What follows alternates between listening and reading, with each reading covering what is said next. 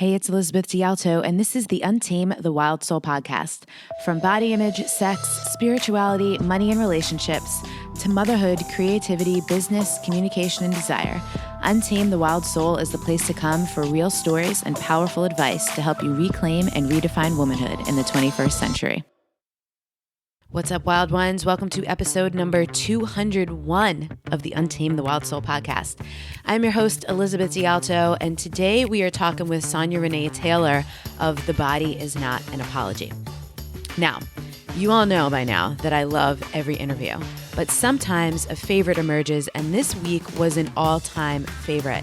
Sonya Renee Taylor, founder of The Body Is Not an Apology, is about radical self-love for everybody and every body. This woman honors all of the humans at all of the intersections better than anyone I've ever seen. She's wildly inspiring, compassionate, intelligent, focused, diligent, and super strong. This is an interview to share with friends, gather around, listen together, and discuss what you learned afterwards.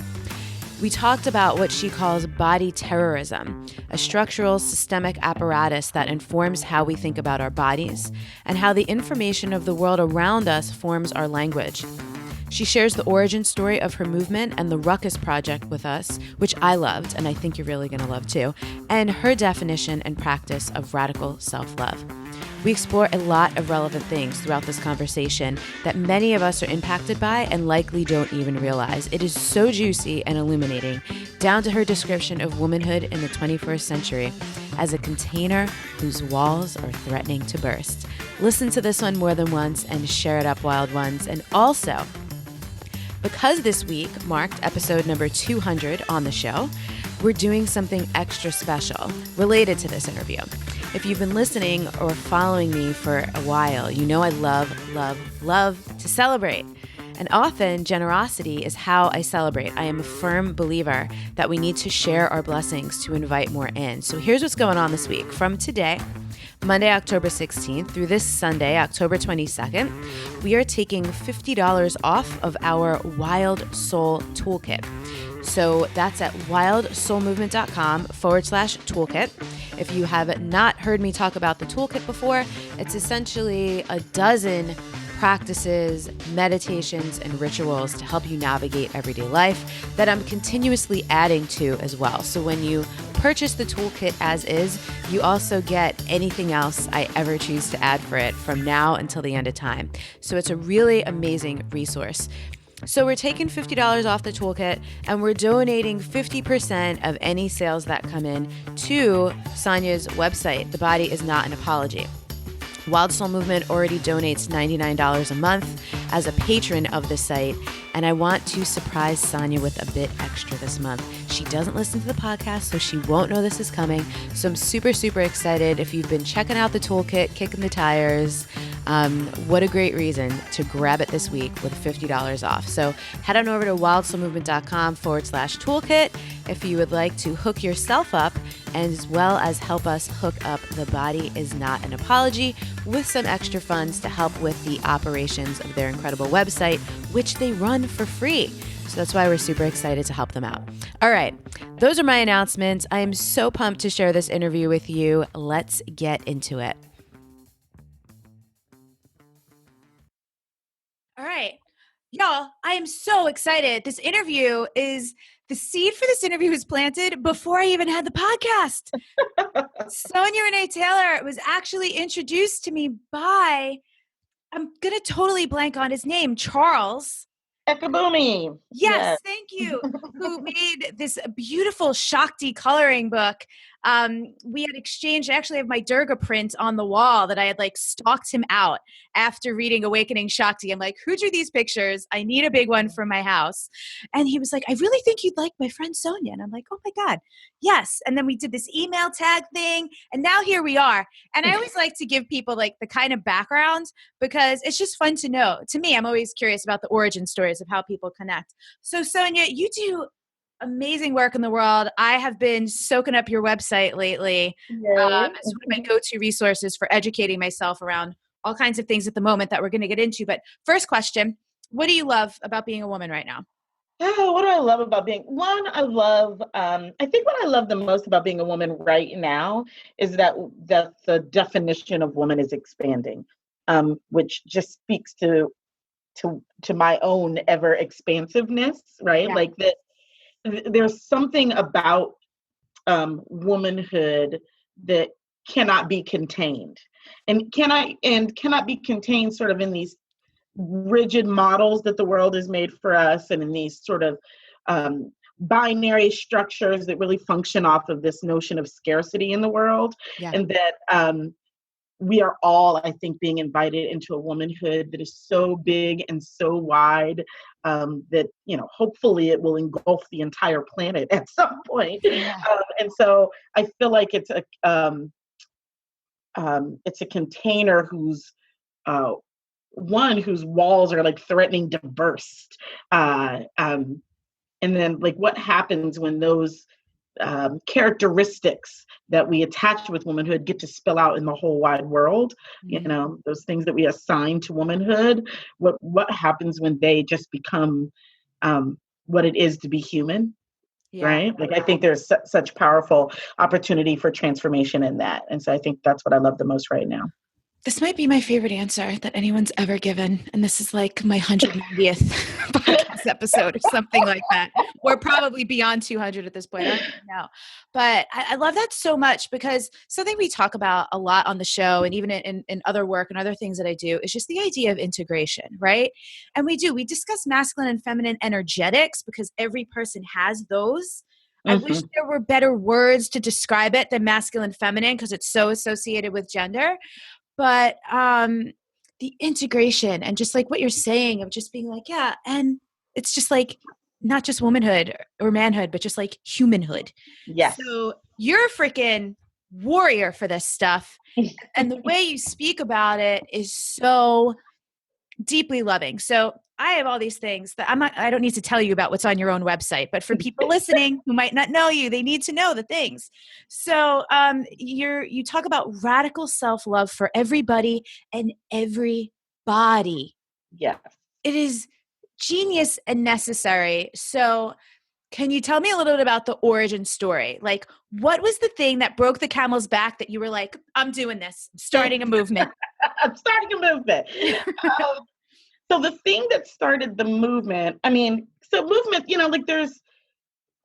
I think we have these, big bang stories where like a thing happened and then poof. But the truth of the matter is that there were things churning that created that moment, right? And so the things that were churning around the time, one was that there was this poem. I am a performance poet by trade. It is the thing that I have done as my career for the last 14 years. And so I was having a conversation with a friend who thought she may have an unexpected pregnancy. And she also has cerebral palsy. And I am a former sexual health educator. And so I get in people's business when they talk to me about their sex life. And I ask questions. And so I asked her what had made her decide to have unprotected sex with this casual partner. And bless her heart, she was so fantastically, beautifully transparent and vulnerable in her answer. And she said, my disability makes it difficult for me to be sexual, so I didn't feel like I was really entitled to ask to use a condom too. Wow. And I said to her, your body is not an apology. It is not something you offer to someone to say sorry for my disability. And when I said that, those words, her vulnerability and like my words met and created a thing. Yeah. And I knew that it would become a poem because I'm a poet. So I wrote this poem. And I think that when we start speaking things, we start creating. We don't even know we're creating, but we start creating things. And depending on what it is we're speaking over our lives, either we're walking into that in alignment or we're walking into it in friction with it. Mm-hmm. And so the words, the body is not an apology, started being a friction point with all the ways in which I wasn't living that way, with all the places where I was not actually living like my body an apology while running around doing this poem called The Body's Not an Apology. Yeah. And one of those ways was that I had a selfie in my phone And I really loved this selfie. I felt fabulous and spectacular. But I also was very much listening to sort of what I call the outside voice inside me, which is the voice of like, you're not enough and you're too ugly or you're too fat or you're too da da da da da da. And so it was keeping me hiding the photo, even though I really loved the photo. And so one night, February 9th of 2011, someone posted a photo of a plus size model on my Facebook page. Her name is Tara Lynn. And she was really hot. And so I was doing a little Google stalking of Tara Lynn's work. And she had just been hired to be a lingerie model for this company. And the photo that I was hiding in my phone was me in a black corset. And I stumbled on the internet and found Tara Lynn posing for this lingerie company in a black corset. And I was like, someone paid her a lot of money to put her juicy thighs on the internet while I'm over here being shamed. This is silly, Sonya. Post the photo. You love it, post it. So I shared the photo that night, and I invited other people to share photos where they felt beautiful and powerful in their bodies. And the next morning, about like 20 or 30 friends had tagged me in images. And I was like, this is awesome. Like, how silly that for months I've been sitting on this photo. Like, we should just create a little space where we have the opportunity to affirm each other and like be unapologetically allowed to feel fabulous. And I was like, oh, well, I've got this poem that has this title, which feels appropriate. So I'm going to start a Facebook page called The Body Is Not an Apology. And when I started the Facebook page, I forgot that I said this, but early on I said, I'm going to start a movement where we're allowed to love ourselves. And then I forgot I said that, which was good because it moved me out of the way and allowed the intention to just grow organically. Yeah. And so I love this. You use this term on your site that I'd love to hear your specific definition of it. Body terrorism. Absolutely. So I think that we think about body image in these really flat, sort of surface level understanding. It's about like whether or not I like the size of my pants or whether or not, like I've gained 10 pounds or I want to lose 10 pounds. That's generally the way that we talk about body image and self-esteem. And we often forget that there is an entire structural and systemic apparatus that holds up the way that we think about our bodies and profits off of us believing really horrible things about our bodies. And not only just believing horrible things about our bodies, but believing horrible things about other people's bodies and then institutionalizing those beliefs, right? And so when we talk about body terrorism, we're talking about the structural and systemic ways throughout history that we have created horrifying, terrifying relationships with bodies in our society, and that those outcomes have been deadly. So when I think about Jim Crow, right, the fact that my grandmother couldn't eat at a diner because her skin was black, right, like that is body terrorism. That's about her body and a society whose political and economic system is sustained by a belief about her body. Yeah. When we think about the Holocaust, we are looking at systemic and social realities that were enacted on people's bodies. And that history of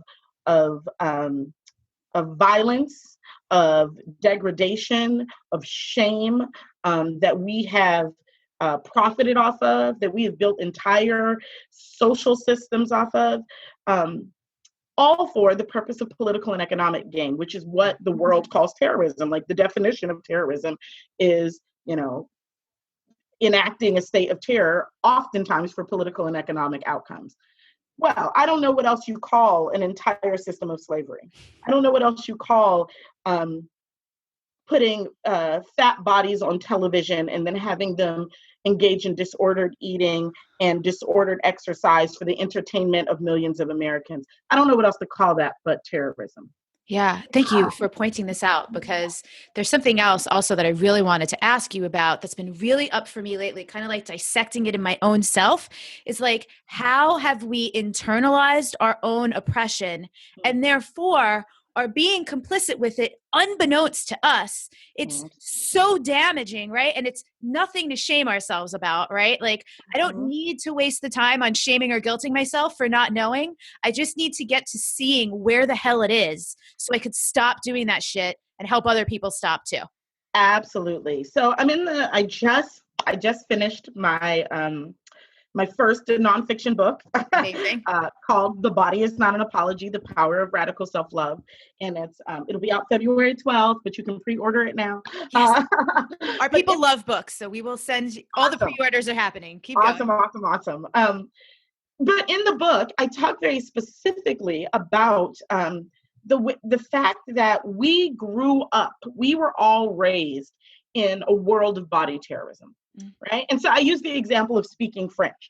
If I grew up in a household, if I was born into a French speaking family, at around 9 months, I would start saying French words, right? I would not have had to go to school. I wouldn't have picked up any books yet. I wouldn't, just the information of the world around me would be forming my language. And the older that I got, the more proficient I would get because I'd be taking more information, French-speaking information. If I wanted to speak a different language, I would have to work very intentionally to learn a new language. I would have to study it. I would have to read up on it. I would have to practice it with other people. Sometimes I would still make mistakes and speak French. Sometimes I would still think thoughts in French because that is my language of origin. We grew up speaking body terrorism. Our society speaks body terrorism from the time we are born, from the time we wake up in the morning till we turn off media at night. We have been inundated with messages about what bodies are good bodies, what bodies are bad bodies, what bodies deserve things, what bodies do not. And oftentimes those messages are often about us and our own bodies, right? As well as about other people's bodies. So of course we all have those messages. Of course, we have all deeply internalized the messages, the language of body terrorism because we live in it. And so the work is not to be mad at yourself because you grew up in a body terrorism speaking world. The work is to intentionally learn a new language. And we have the opportunity to do this. The reason The Body Is Not an Apology exists is to give people an opportunity to learn how to speak a new language, radical self-love. It's so amazing. I'm just soaking in everything you just said because it's like such a great, I'm a metaphor geek. And I love metaphors. I'm a poet. It makes so much sense. And I'm sure people listening or watching are going, oh, I never thought of it that way. And it reminds me, I've referenced this article. I wish I could remember who wrote it. It was many years ago, a woman talking about how this experience has shaped her of being a little girl and for the first time hearing her mother refer to herself as ugly and horrible. And she, as a little girl, just had thought her mom was the most beautiful thing in the world. And it was like shocking, traumatizing, earth-shattering. And it's why, like, I think of that as well all the time, how like that shaped my own journey. My mom has 3 sisters, and just hearing so much just common dialogue around needing to be on a diet, needing to lose weight, not wanting to go to an event because they had nothing to wear, or they were embarrassed about how their arms look. Right. Yeah. And even like, I'm looking at like your beautiful bald head. I've had this really quiet desire to shave my head for the last couple of years. People tell me that all the time, and I'm always just like, do it. Oh my bald head is one of the outgrowths of that when, of like saying the body is not an apology in the places where I wasn't living in alignment, just getting so glaring that I had to take action. And it's become one of the Body Is Not an Apology's flagship projects as a result of that tension. Oh, what do you mean? So I was like, I don't know how deeply you want to get. I'll try to give you keep going. the Cliff Notes version. So about 6 months after I started the Facebook page, actually it was like 5 months after I started the Facebook page, I got indicted. My spirit was indicted by the fact that there was this way in which I woke up every day and told people to love themselves unapologetically. And then I put on a wig to do everything. Like to go to the grocery store, to walk my dog. I had lovers who had never seen me without a wig on.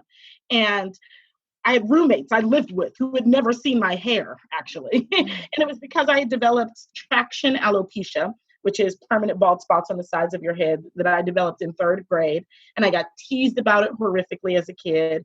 And so I was walking around with this intense shame about my hair, and had done everything you could think of to hide it, mask it, cover it up, all of those things. And living into this idea that the body is not an apology was like, but where are you still lying, Sonya? Where are you still not being honest with that? And I was like, oh, right now, my biggest area of body shame is my hair.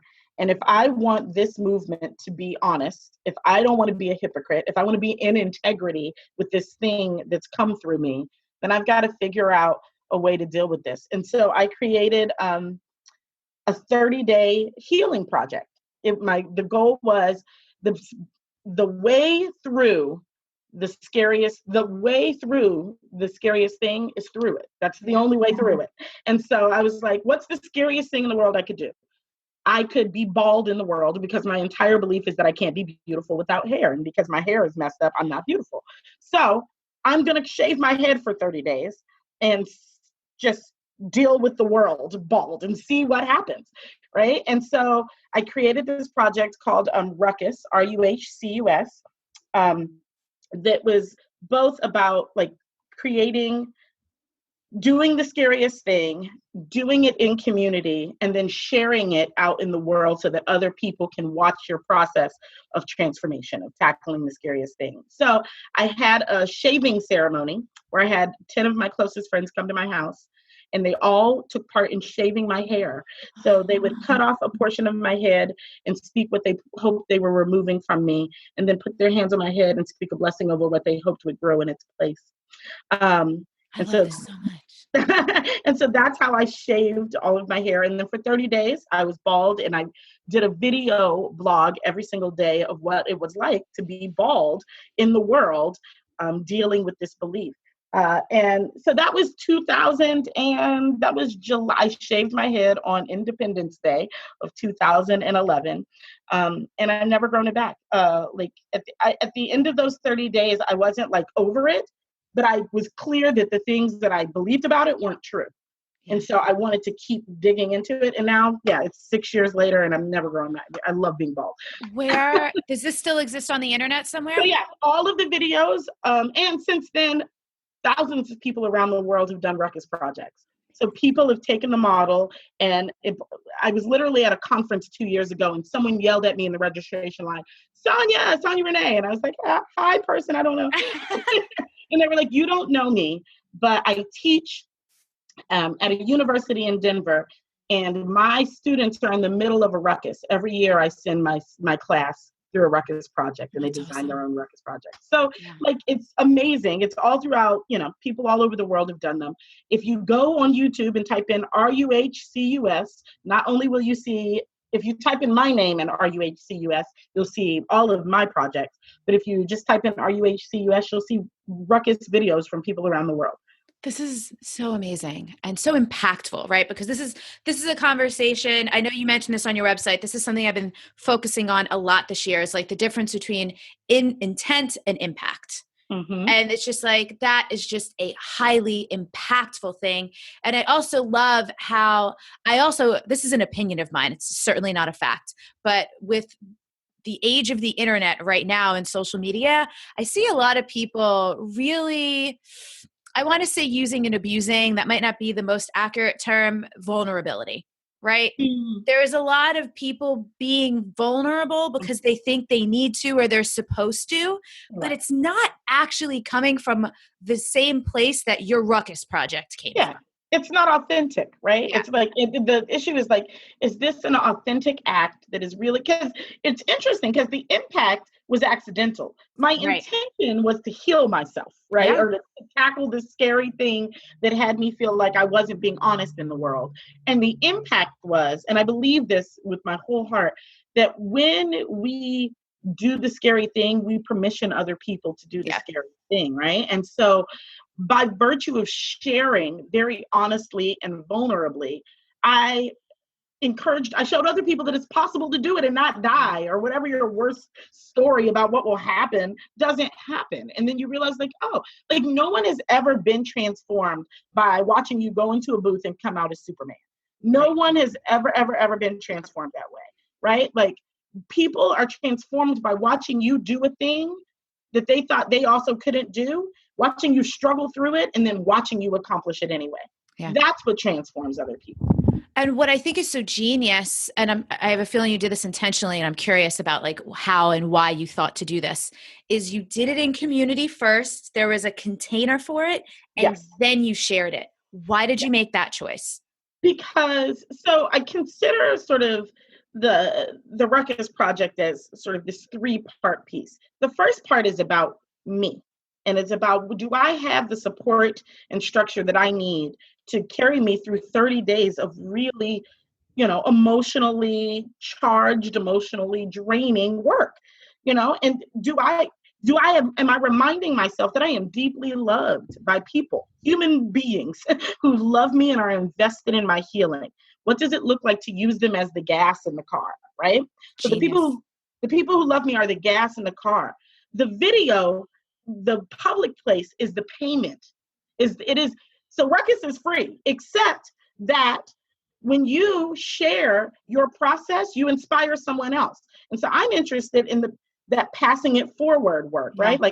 How do we encourage other people to take up their own healing? Well, the only way they do that is if they can see that it's possible. And so the video piece of it, or the whatever, some people blog, some people did, but the public piece of it is, what is my responsibility to the larger world?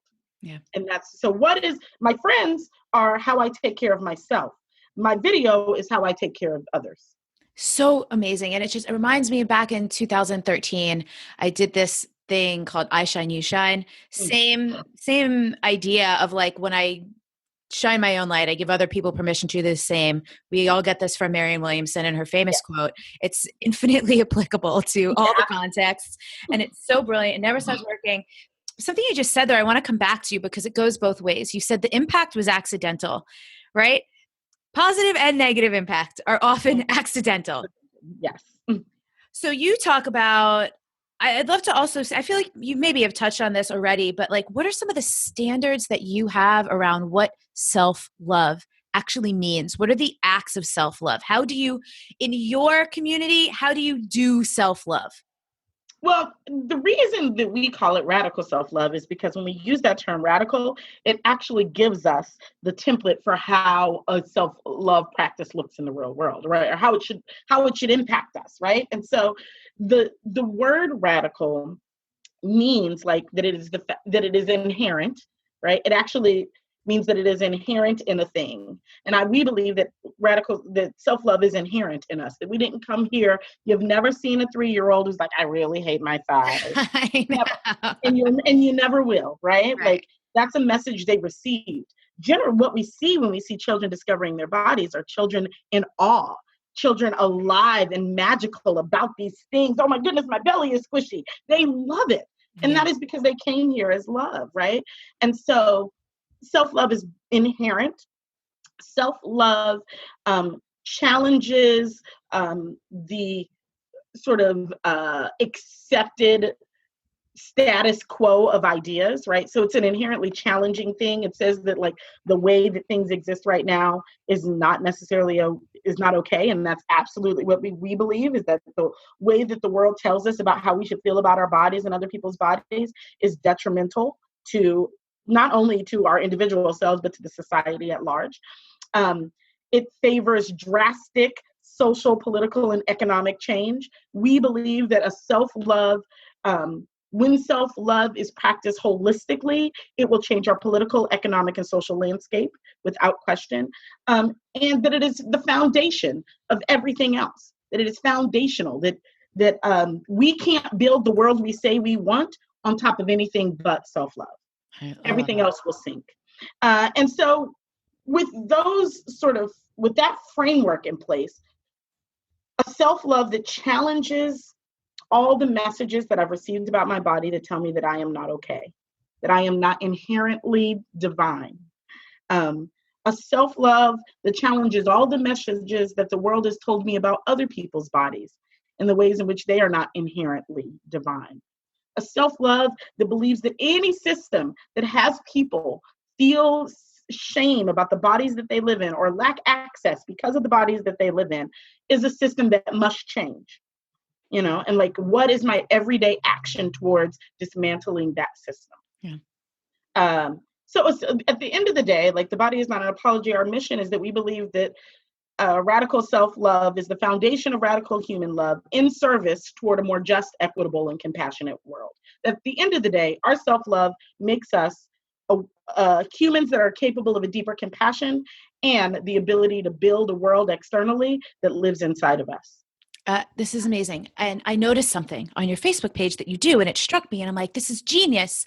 You write out, or maybe you or someone on your team writes out a description anytime you post an image. Yes. Why do you do that?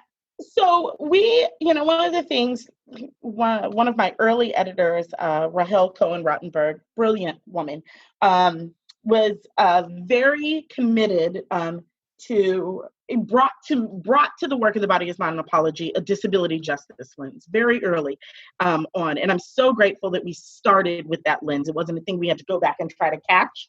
And of course we still have to, we're constantly trying to figure out how to be more accessible, but one of the things that we early on started doing long before I think it became even more commonplace was to make sure that we described all of the images that we post. And the reason that we do that is because visually impaired community members often use a program called Screen Reader. And Screen Reader deciphers words, but it actually will not decipher images.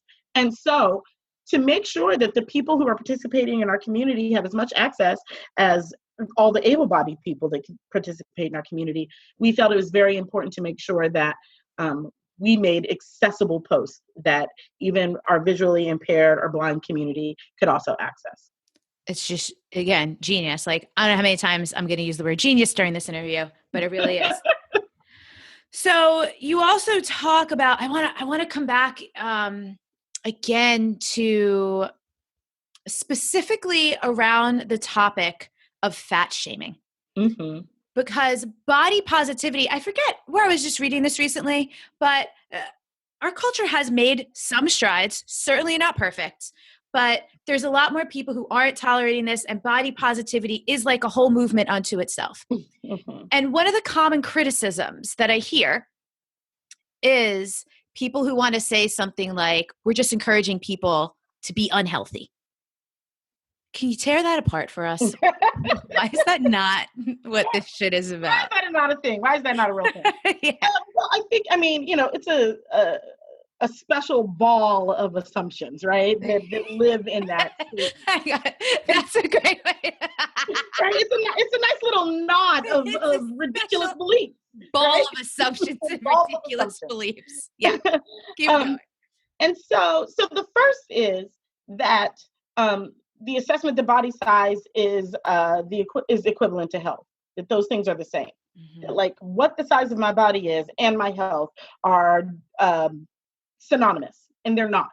The reality is that we don't know anything about somebody's health unless there is a doctor who has run some diagnostic tests that can tell you specifically about things like cardiovascular health and how your nervous system is running and whether or not your adrenal system is good. Like, there are real health indicators that talk about health. So using bodies or size specifically as an assumption of health is really just a manifestation of our bigotry towards large bodies. Right? It's like you don't actually know that person's health from that picture on Facebook. So you are also not actually concerned about their health. You're concerned about policing their body size. Yeah. And that's because we live in a world that says that fat bodies are not as deserving as thin bodies, are not as worthy as thin bodies, are not as desirable as thin bodies. We have a whole world constructed on that belief. And we figured out, this is the thing I think is important for us to think about, is that without doing the transformative work inside, our beliefs and shames and bigotries about bodies only transform. They only shift language to be more acceptable to the current place, right? So what we've done is we've said it's like, okay, like we're not, it used to just be you're fat and fat is horrible. I mean, which still exists in the world. But now we've decided that the way to make that message more acceptable is to make it about people's health. See, today the word is like, it's about being, because we've decided, we have decided socially that dieting is, dieting is bad. We shouldn't be starving people, eating disorders are bad. And so now we should talk about being fit and we should talk about being healthy. And fit and healthy are just code words for don't be fat. That's all. They're not actually about being healthy. It's about don't be fat. So I think that's one piece of it. Another piece of it that I think is so important for people to realize is that healthism, as we call it, right, which just becomes another way to judge and shame people's bodies, is unto itself born in ableism. Everybody will not be healthy. Everybody cannot be healthy. We inherently have bodies. Every one of us will not always be healthy. Yeah. And so the assumption that that someone owes us their health is an assumption of ableism, right? First of all, no one owes you anything with their body. So if they decide that all they want to do is be unhealthy, that's actually not your business. Right? It's really not. Like at the end of the day, that's not your business. Yeah. But beyond that is the assumption that a healthy body is a better body. And the reason that assuming that a healthy body is a better body immediately means that people with disabilities are lesser bodies. Means immediately that people with chronic illness are lesser bodies. And as soon as we begin to play into that hierarchy of bodies, we have recreated body terrorism again and again and again. And so what does it look like to be divested from people's individual body journeys in so much as our work, my work, is to help people live their highest, most self-determined lives based off of their belief about what that is, which removes my expectation and agenda from them and their body. People really don't like that, huh? No. Well, because so much of who we are is based on the comparisons of bodies. Right? And so if there are not better bodies or worse bodies, then how do I assess my own worth? Like if my body isn't better than your body, how am I valuable in the world? Right? Yeah. And that's why radical self-love is so important, because radical self-love is inherent, which means that there is no place for comparison in it. It just simply is. Yeah. Yeah. So I come from a fitness background, and my website literally used to be called, my very first website, fithealthyandbeautiful.com. And I'll tell you, people have heard me say this before. And where did it come from? Rooted in comparison. It was like 1994, TLC Crazy Sexy Cool came out. Janet Jackson, I think the album was Janet with the song If on it. And That's the Way Love Goes. I saw those bodies and you were like, look at those abs. That's exactly what it was. It was like, damn, how do I get those abs? I was 12 years old. And that's when I started working out. And I'd always played sports. I was like naturally fit. And it's funny because I've been deconstructing this. I left the fitness industry officially in 2013. The seed was planted. It started around 2011, right around the same time, February 2011. When you said that earlier, I was like, oh, I wonder what was going on in the collective. The seeds were swirling, and people were like, hey, we got to break this shit. So, and it's been really interesting. And then I found myself in a relationship with a partner who was so critical of my body because as soon as I came out of fitness, I was like tired. I needed a break. I stopped working out and I gained some weight. I became softer. And this is when my body of work developed because I realized I love this body. I don't mind. It feels, but again, there was conditioning because I'm like, I feel like more of a woman. And I don't need to put that label on it either, right? Because like curves do not a woman make, right? Yeah, right. So I remember one time he was trying to like make up for many, many shitty things he had done and said. and shares on my Facebook wall this image that says real women have curves. And I was like, intense, Right. appreciate the Versus intent, impact. and problematic because now there's all these thin women who are not curvy who Right. are reading this, receiving the message, I'm not a real woman. Not a real woman. There's Exactly. so like, and I share all of that for people listening. Maybe you can relate, maybe you can't, but there's so much nuance to how deep and how messy. And you call it on your website, this toxic shame. And I want to say something I really appreciate about your site. You use this language that is very intense, but very accurate and very true. We cannot hide from the words that you use. And the goal is to make it so that we, so much of these systems of inequality and injustice and shame live in the ways in which we sort of couch them, right? Yeah. So we make them seem not as bad as they are, right? And I think that part of our work is to constantly be unmasking the system of body terrorism, to constantly be unmasking the internalized body shame that lives in us, so that we really have to look at it for what it is. Because the truth is, if we put as much resource into dealing with these issues as we do to fighting, international terrorism, right. we would have dismantled the system of body terrorism, right. but we don't put that a level of resource into it because we want people, one, to think of it as an individual issue, right? It's just about you and your body, as if you and your body is not informed by an entire world giving you messages about it, right? And so radical self-love is not individual. It's interdependent. And for me, that's the reason why it's different than self-esteem and self-confidence, right? Which are individual things. Radical self-love is interdependent. It says that how I feel about myself, that the way that I live in my body absolutely affects you. And the way that you live in your body absolutely affects me. And when we recognize that we affect one another, we can actually figure out how to be in harmony with one another. Yeah. There's I'm just having this, when like a portion of your life flashes before your eyes and you're like, it all makes sense. My response, my reaction to it makes sense now. I would get so angry with my former partner. He was very, very judgmental of fat people. And this is where I always like to bring this up on the show too. Where is spirituality like problematic? And so some of these messages about, oh, well, it's emotional weight or it's energetic weight. Cool. That might be true for some people.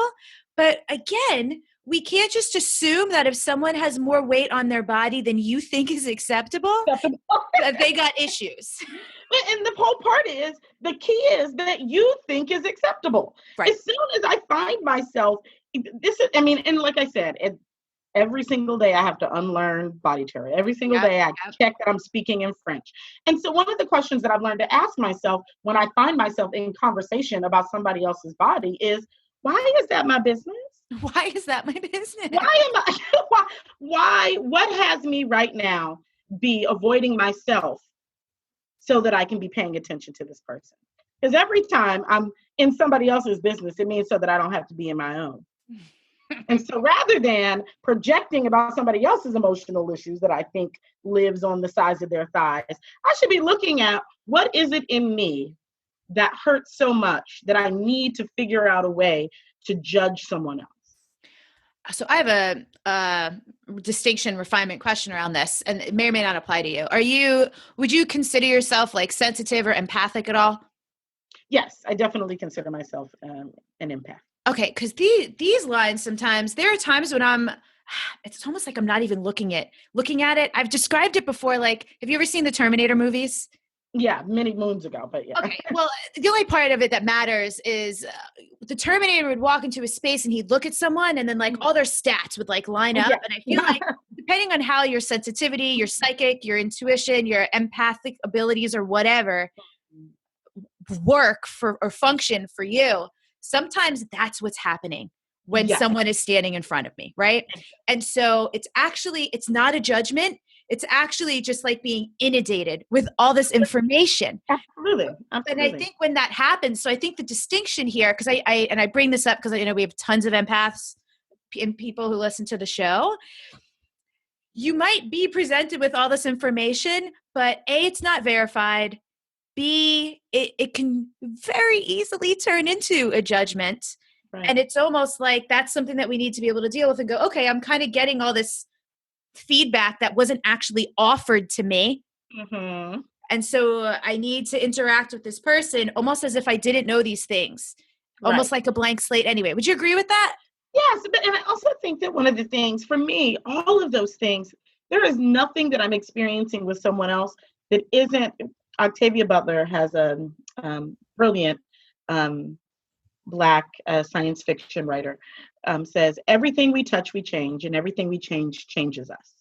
There is no interaction that I have that isn't actually at the end of the day about me. Yeah. Even when I am picking up on someone's energetic, whatever reality is, like if I am intuiting that energy and then placing my beliefs about whatever it is I'm receiving, still about a judgment about their body, that's still about me and my biases. That's still the way in which my biases are influencing the way in which I receive information about other people. And so, particularly for people who have these more sensitive, energetic systems, it is even more important for us to do the work of unpacking where our bias lives. Otherwise, we are not only taking on people's energetic experiences, but then translating them through our own judgments, shames, and biases and prejudices.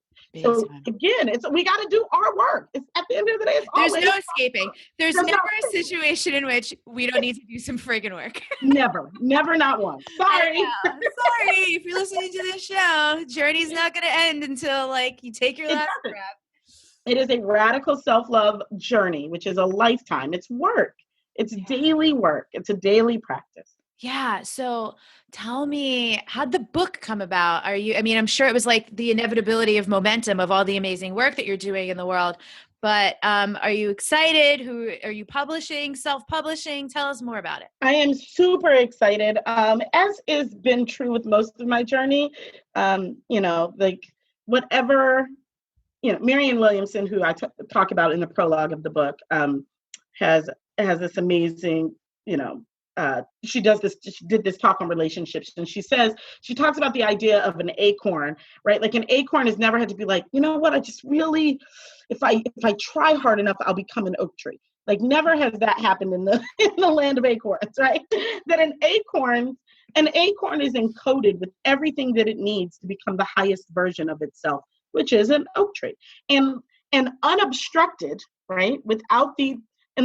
Unless we pave over the fertile soil with cement, unless we chop down the tree, unless we do things to obstruct that acorn's highest calling, it will inevitably become what it's called to be.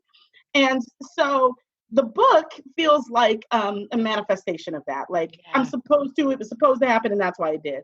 I did a talk for the Shift Network back in 2015. It was the African American Wisdom Summit. And so it was myself, like Nikki Giovanni, LeVar Burton. There were all sorts of cool people in this talk. And did you lose your shit to be in the same room as LeVar Burton? I was like, totally. If anyone doesn't know who that is, Reading Rainbow. Thank you. Reading Rainbow. Oh my God. So I saw he has a podcast of his own now. Yes, I heard this. I haven't listened yet, but me neither. And I'm like, there huge missed opportunity in not calling that podcast Reading Rainbow for Grown-ups. Right.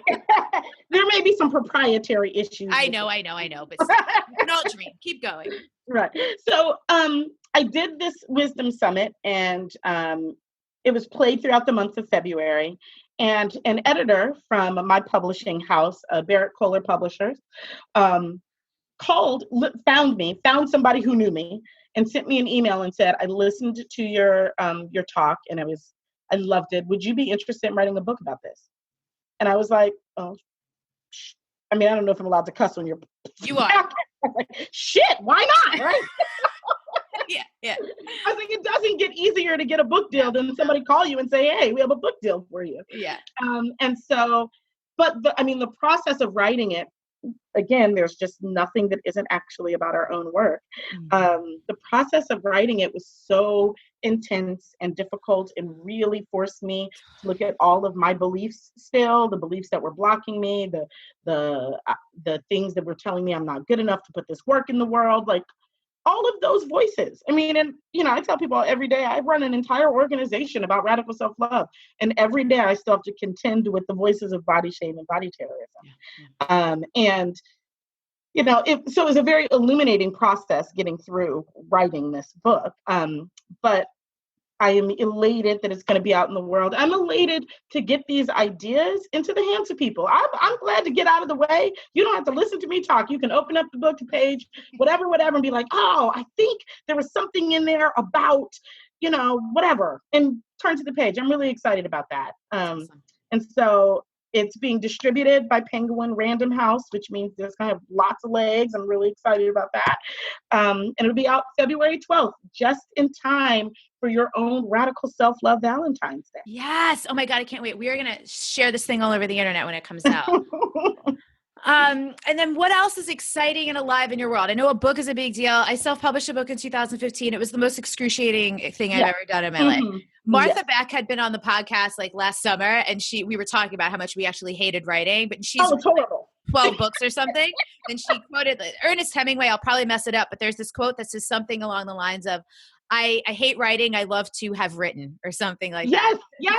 Yeah. I hate the process is horrible. The end result is awesome. It's, I think about it like childbirth, right? It's like nobody's like, whoa, I really love these contractions. But you really love the baby that you get at the end of it. So you're like, all right, I'm going to do this all right, it's fine. I'll just do it. So yes, I'm super excited about that. I am also, I am moving to New Zealand. Where do you live right now? I live in Oakland, California now. Moving to New Zealand? I'm moving to New Zealand. I received a 3-year fellowship with the Edmund Hillary Fellowship. It's their inaugural cohort. And it's for people, entrepreneurs and investors who are working on global impact projects that they hope to incubate and scale from New Zealand. And so I am trying to scale radical self-love. Yeah. And infuse innovation and entrepreneurship with this lens of radical self-love around the world. And so I'm going to go to New Zealand and work on that. I'm like seeing you on fire. I'm over here with like a big ass fan, fanning the flames. Do it. Oh my God. So that's a friggin' process. Yes. It is. Oakland. Did you grow up? Have you always born and raised in Oakland? I'm a military kid. And so I've lived all over the U.S. Okay. And I've only lived in the U.S., but I've lived all over the U.S. And so and I've been to like 49 of our 50 states. Oh, wow. Alaska, I still haven't gotten to Alaska. And so, I just feel like it's time I know that this framework is applicable across the world, but I am not the person who holds how it's applicable across the world. The people in those communities are, and so I have to go to them and share this lens and see how they would adapt it to the circumstances and issues and experiences of body terrorism and body shame that live in their communities. And so I'm really excited for this opportunity to do this. This is so cool. So with this fellowship, are you going to get to travel to like all different places and study? Yeah.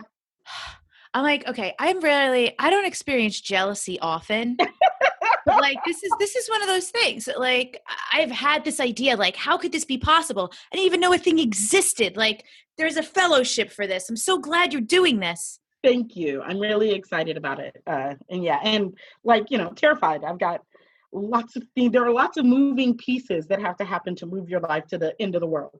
So yeah. And it really, it's no small move. The logistics alone, I'm like having a little agita for you.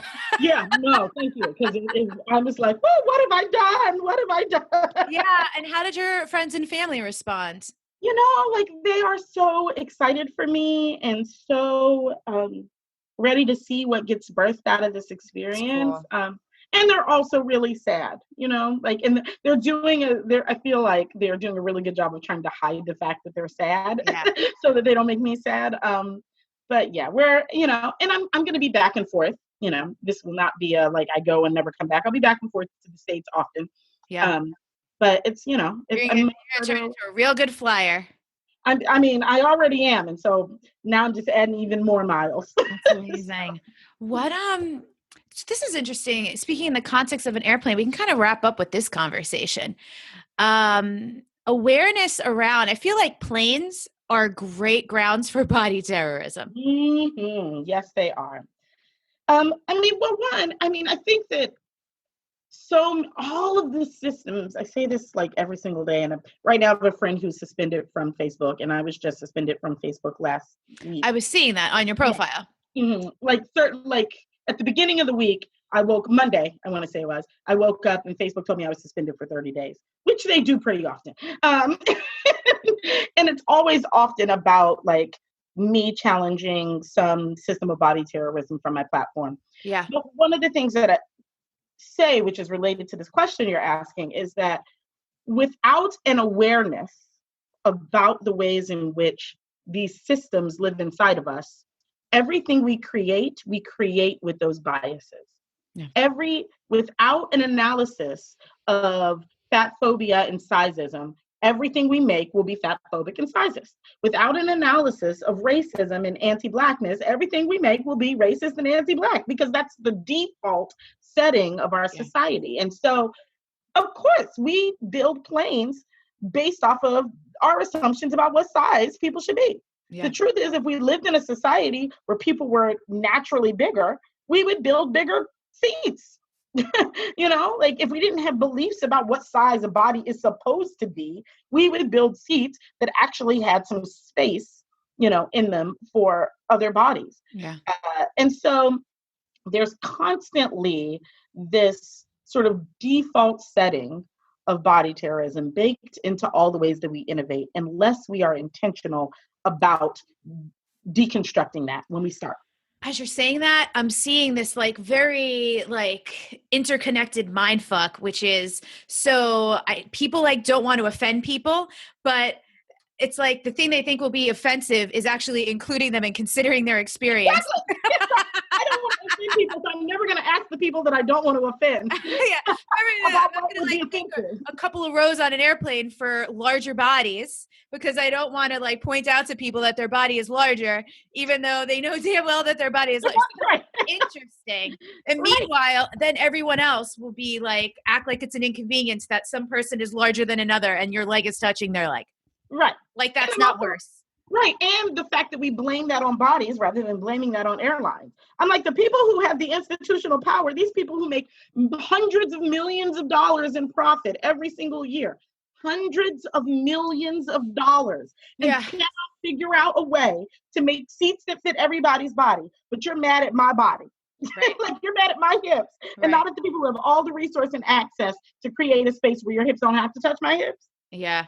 And it's like, and you're saying as well, is it's like the word can't figure it out. They just won't figure it out, right? Have no desire. Not putting in the effort. It's not on the docket. They don't give a shit. They don't care. They just simply don't care. Yeah. And that's a bummer. And I know like that's the work you're doing. That's the work I'm doing. That's why we're having these conversations. And I just want to remind people listening, sometimes I hear stuff like this and it feels like it's so insurmountable. Like, it's so much to deconstruct, to work through, to undo, to unlearn, to do better, to be doing better in an environment where most other people are not doing better, and to be like an outlier and have unpopular opinions. Yeah.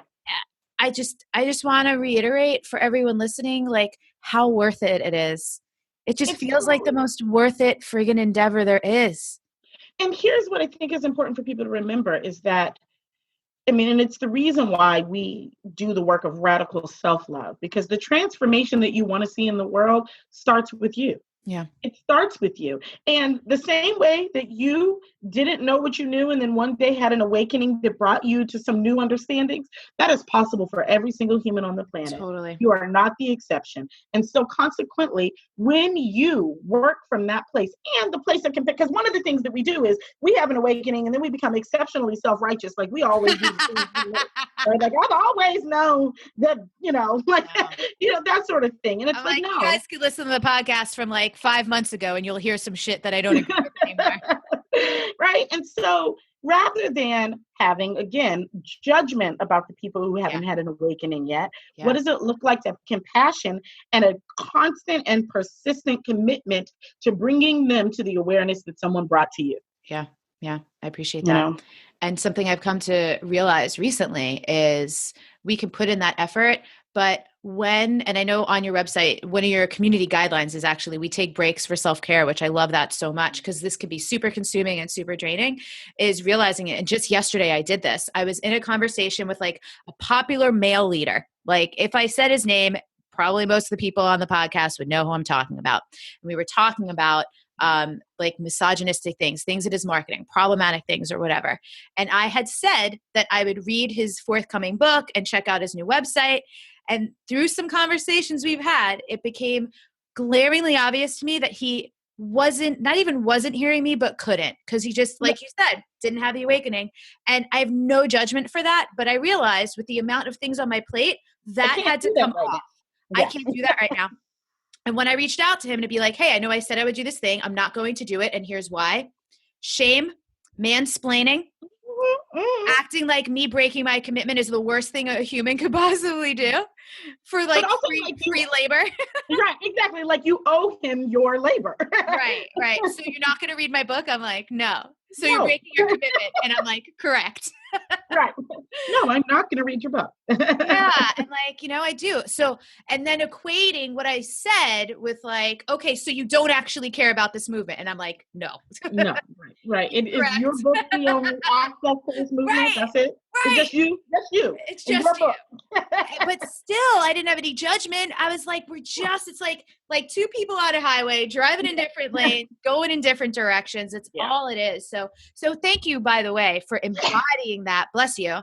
Embodying that and showing people that you can do activism, that you can say what's on your mind, that you can be super freaking honest about it, still in it, working through it yourself every day, but have so much compassion.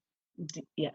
This work doesn't work without compassion. I agree. Like it's the thing, for me, the thing that I think about is what is my way of being that is different than the world right now? Yeah.